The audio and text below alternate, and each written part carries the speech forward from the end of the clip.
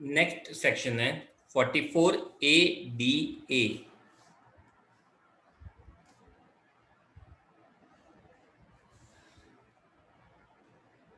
44 AD है। नहीं ऐसे ऑलमोस्ट हो गया, उस सब में कॉमन आ जाएगा, जो पॉइंट बाकी था ना वो सब में कॉमन हो जाएगा।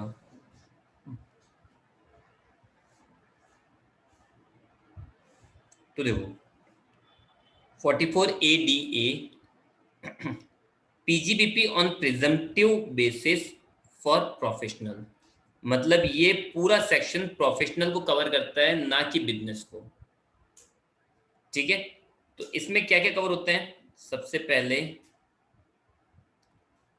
इसके अंदर आते हैं स्पेसिफाइड प्रोफेशनल, वो भी रेजिडेंट। इसके लिए एलिजिबल एसएससी कौन कौन है? Only resident SSC engaged in professionals as referred in section 44 AA, that is specified professions। But वो होना क्या चाहिए? रेजिडेंट होना चाहिए। ठीक है, this section is applicable if gross receipt is up to ₹50 lakh. आपको मेनली लिमिट याद रखनी है। 44 AD में थी 2 करोड़, ADA में है 50 लाख। ये आपके एग्जाम में आ सकती लिमिट्स वगैरह है। ठीक है, इनकम कितनी होगी? ग्रॉस रिसिप्ट जो भी है उसका सीधा 50%। ठीक है, PGBP income under section 44 ADA, ADA के अकॉर्डिंग इनकम कितनी होगी? ग्रॉस रिसिप्ट का 50%। फॉर एग्जांपल आपको 10 लाख की ग्रॉस रिसिप्ट है तो आपकी इनकम मान जाएगी 5 लाख, और फिर expenses shall not be allowed. कोई भी तरह का एक्सपेंसेस अलाउड नहीं होगा, मतलब आप कोई खर्चा लेस नहीं कर पाओगे, वो आपके सीधे टैक्सेबल इनकम होगी। आई बात समझ में? फिर आप किसी भी तरह का कोई एक्सपेंसेस लेस नहीं कर पाएंगे। तो भाई सिंपली 44 ADA प्रोफेशनल पे आता है। प्रोफेशनल कौन से? Which are referred in section 44 AA, जो कौन है? Specified professionals. होने कौन चाहिए? रेजिडेंट होने चाहिए। ठीक है, फिर उनकी ग्रॉस रिसिप्ट कितनी होनी चाहिए? अप टू ₹50 लाख होनी चाहिए। ग्रॉस रिसिप्ट कितनी होनी चाहिए? Up to ₹50 lakh. और पीजीबीपी इनकम ग्रॉस रिसिप्ट का कितना होना चाहिए? ग्रॉस रिसिप्ट का 50%, वो आपकी अंडर सेक्शन 44 ADA की इनकम आएगी, और कोई भी एक्सपेंसेस लेस नहीं होगा। इसके बाद में इफ एसएससी, वही same point, if SSC declares income as per section 44 ADA, then he is not required to maintain a books of accounts and get it audited। मतलब अगर 44 ADA, मतलब अच्छे से समझा दिया आपको ये चीज कि अगर 44 ADA के अकॉर्डिंग अगर टैक्स पे करता है तो कोई बुक्स मेंटेन नहीं करनी है, कोई अकाउंट्स ऑडिट नहीं करवाने हैं। बट अगर वो अपनी नॉर्मल इनकम पे टैक्स देना चाहता है तो बुक्स ऑफ अकाउंट्स भी मेंटेन करनी पड़ेगी और अकाउंट्स भी ऑडिट करवाने पड़ेंगे। हमने बहुत बार समझ चुके हैं अच्छे से। ठीक है, if SSC declares income lower than 50% and his net taxable income is more than basic exemption, he is required to maintain। मतलब अगर वो अपनी नेट टैक्सेबल इनकम पे टैक्स देना चाहता है अपनी लोअर इनकम पे, तो वही बात है कि अपनी बुक्स को उसको ऑडिट भी करवाना पड़ेगा और बुक्स मेंटेन भी करनी पड़ेगी। एडवांस टैक्स पे करना होगा कब तक? 15 मार्च तक, सिंगल इंस्टॉलमेंट। ठीक है, वही सेम पॉइंट, कोई खर्चा लेस नहीं होगा, including partners remuneration, salary, interest भी लेस नहीं होंगे। ठीक है, तो 44 AD छोटा सा सेक्शन था, ज्यादा कुछ खास है नहीं। और सब में एक बात कॉमन रहेगी कि भाई अगर प्रिजम्पटिव बेसिस के ऊपर, मतलब सेक्शन के अकॉर्डिंग 44 AD या ADA के अकॉर्डिंग टैक्स देते हो, तो इन दैट केस आप पे कोई टैक्स नहीं लगेगा। मैं सॉरी, आपको ना तो बुक्स ऑफ अकाउंट्स मेंटेन करनी है ना ऑडिट। बट अगर आप अपनी नॉर्मल इनकम पे टैक्स देते हो तो बुक्स ऑफ अकाउंट्स भी मेंटेन करनी पड़ेगी और ऑडिट भी करवानी पड़ेगी। ओके, चलो फिर नेक्स्ट सेक्शन है 44 AE। Presumptive taxation for transporters. अगर कोई बिजनेस, कोई ऐसा एसएससी है जो एंगेज्ड है in the business of flying, hiring, leasing such goods carriage, then PGB will give। देखो पहले वो चेक कर लेते हैं कि एलिजिबल कौन कौन है और नॉन एलिजिबल कौन कौन है। पहला एलिजिबल कौन होगा, this section is applicable if SSC owns maximum 10 vehicles. ये सेक्शन तब अप्लाई होगा जब एसएससी के पास में 10 या 10 से कम व्हीकल है।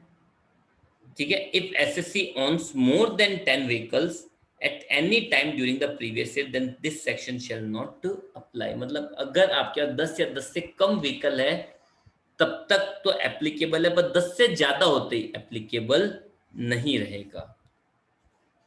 इनकम क्या होगी, तो अगर हैवी गुड्स व्हीकल है, हैवी गुड्स का मतलब कैपेसिटी मोर देन 12 टन्स। अगर हैवी गुड्स व्हीकल है, अगर हैवी गुड्स व्हीकल है तो कैपेसिटी कितनी होनी होगी, 12 टन से ज्यादा। तो कैलकुलेशन कैसे होगी, 1000 पर ton of gross vehicle weight और unloaded weight as the case may be for every month और part of a month. For example एक ट्रक है जिसकी कैपेसिटी है 30 टन, तो उसकी 44AE की इनकम कितनी होगी, 1000 पर टन, कितने टन से, 30 टन। ठीक है, तो कितने हो गए 30,000, और ये होती है पर मंथ। ये कितने टाइम होती है, पर मंथ। आई बात समझ में। और अदर व्हीकल है, अदर व्हीकल मतलब up to 12 ton, then 7500 per month और part of the month per vehicle. Per vehicle कितने, 7,500 पर मंथ। ओके, ये समझ में आ गया क्या, ये समझ में आ गया क्या।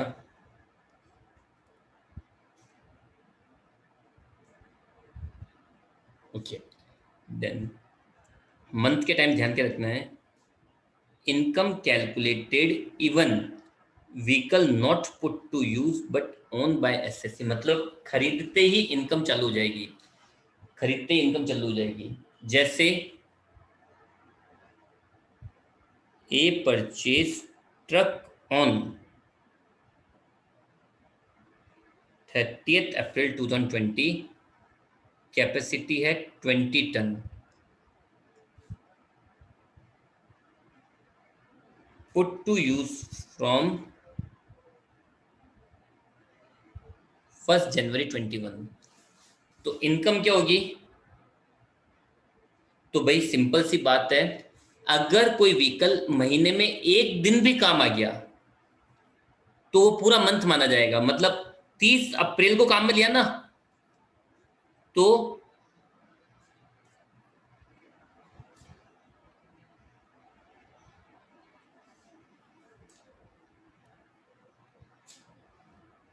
आपने कब काम में लिया है, 30 अप्रैल को, मतलब अप्रैल में एक दिन काम में आ गया तो अप्रैल पूरा महीना काउंट होगा।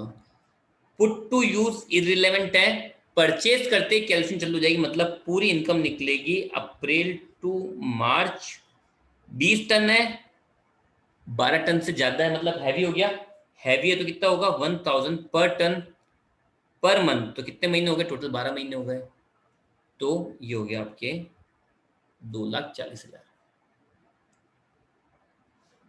आई बात समझ में, यस और नो। अगर किसी महीने में एक दिन भी काम में आया तो पूरा मंथ काउंट होगा। अब आपने 30 अप्रैल को खरीदा, अब केवल एक दिन, अप्रैल का केवल एक दिन है, अप्रैल का केवल और केवल एक दिन है, ये पूरा अप्रैल काउंट होगा। आई बात समझ में।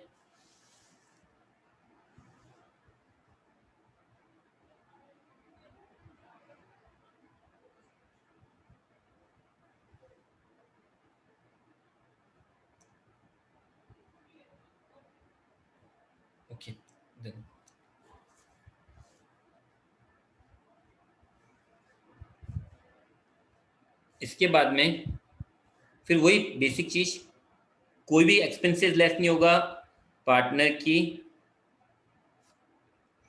की सैलरी, इंटरेस्ट, रेम्युनरेशन कुछ भी लेस नहीं होगा।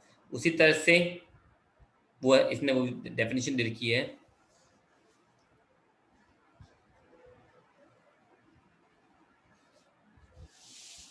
फिर कुछ ऐसे सिंपल है जो आप लोगों के काम के नहीं है, ये फाइनल के यूज के हैं, पर ये आपके यूज के नहीं है। डन। चलो ये 2 सेक्शन मेन हो गए। अब जो कॉमन पॉइंट है वो ये है,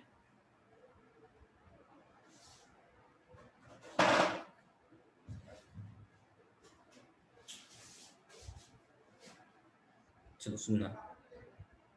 if SSC declares income for previous year as per 44 AD, मतलब ये मान लो 15-16 में 44 AD के हिसाब से इनकम डिक्लेयर की, then he doesn't declare income as per 44 AD in any of the 5 consecutive previous year। ठीक है, उसने उसने 15-16 में अपनी इनकम 44 AD के हिसाब से डिक्लेयर करी, और अगले 5 साल में उसने अगर एक बार भी, अगले 5 साल क्या हो गए, 16-17, 17-18, 18-19, 19-20 और 20-21, तो इन 5 सालों में, अगर इन 5 सालों में वो एक बार भी, देन ही, एक बार भी अपन ये मान लो कि 16-17 में उसने यहाँ पे 44 AD फॉलो किया, 44 AD फॉलो किया, बट यहाँ पे 44 AD फॉलो नहीं कर पाया, तो क्या होगा, यहाँ पे 44 AD फॉलो नहीं कर पाया तो क्या होगा, तो ये होगा, then he shall not eligible to claim benefit of section 44 AD for next 5 subsequent to the year in which SSC did not declare the income। मतलब यहां से अगले 5 साल तक 19-20, 20-21, 21-22, 22-23, इन 5 सालों तक वो वापस 44 AD ऑप्ट नहीं कर पाएगा।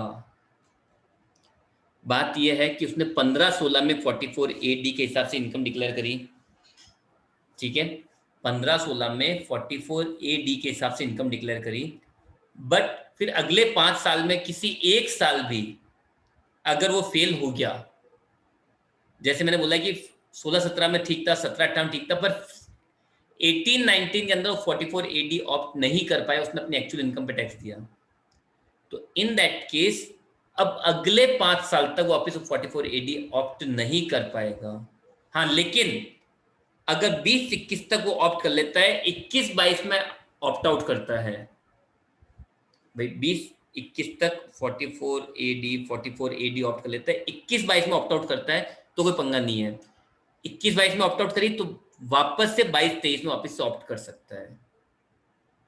मतलब 5 साल क्लियर हो जानी चाहिए। अगर 5 साल प्रीवियस ईयर प्लस अगले 5 साल, मतलब इन 6 साल तक अगर वो अपनी इनकम 44 AD के हिसाब से डिक्लेयर करता है, देन उसको कोई प्रॉब्लम नहीं है, वो जब चाहे तब ऑप्ट इन कर सकता है, जब चाहे तब ऑप्ट आउट कर सकता है, बस 6 साल तक तो उसको 44 AD फॉलो करना ही पड़ेगा।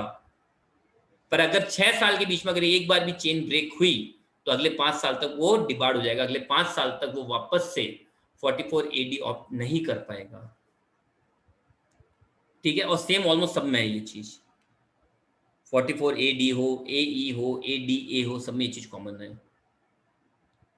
ओके, समझ में आ गया आयशा सब कुछ? चलिए, तो आज की क्लास यही फिनिश करेंगे, सारे टॉपिक्स हो गए।